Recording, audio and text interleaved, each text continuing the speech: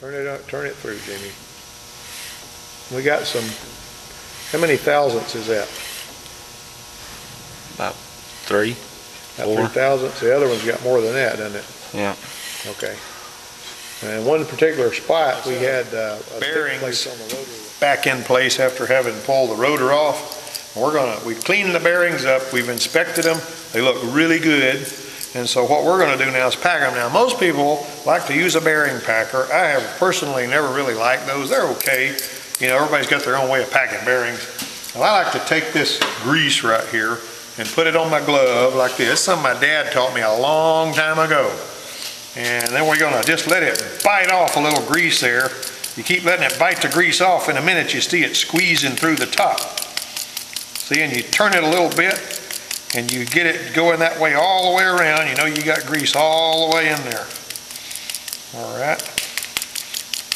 Once we get all of that grease packed into that bearing like that, and just let it bite it off there like that. You can do it on your hand if you like having greasy hands, which ain't really a big deal.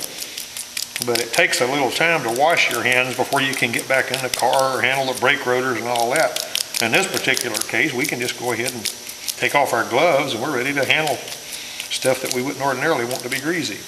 Now that bearing right there has been packed. It's got grease all in there. You can add a little bit to it around the outside. And then you lay it on there. Everything is okay and there's plenty of grease to keep them lubricated. We typically put some in here. Now I've seen them, Mazda RX-7s had this kind of bearing set up on them. And when I was working at the Mazda dealership, we do 30,000 mile services, and I would remove the bearings to repack them because that was part of a 30,000 mile service. And I would see all kinds of grease in here that never had been touched by the bearing. All right, we want to make sure we don't get any of this on the rotor surface, because if we do, it's going to defeat the purpose of our brakes. We're going to take this bearing here that we've freshly packed, and we're going to put it in here like this. And then we're going to take our seal, and our seal is going to be, we're going to take a soft-faced hammer and we're going to very carefully bump it in there. It's not really, see we got grease on the side of that rotor, not that big of a deal. We can wipe that off when we're done. We bump that seal in there with a hammer, and this back bearing is in place and ready to go back on. We got a cap on one side, but it doesn't matter because I'm only going to use one side.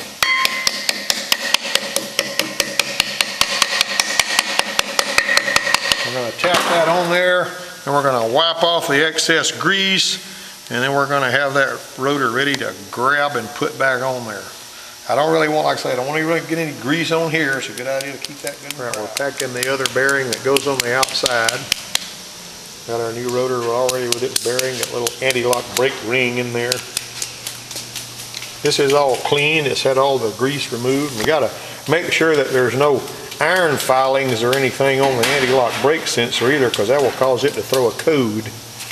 If we machine the rotors like this on the vehicle, we have a tendency to create problems by having anti-lock brake sensor gathering filings that came off the machining process. So these rotors on these vehicles like this, when you can, you need to pull them off and put them on the machine and turn them. The ones that were on this van were actually too thin.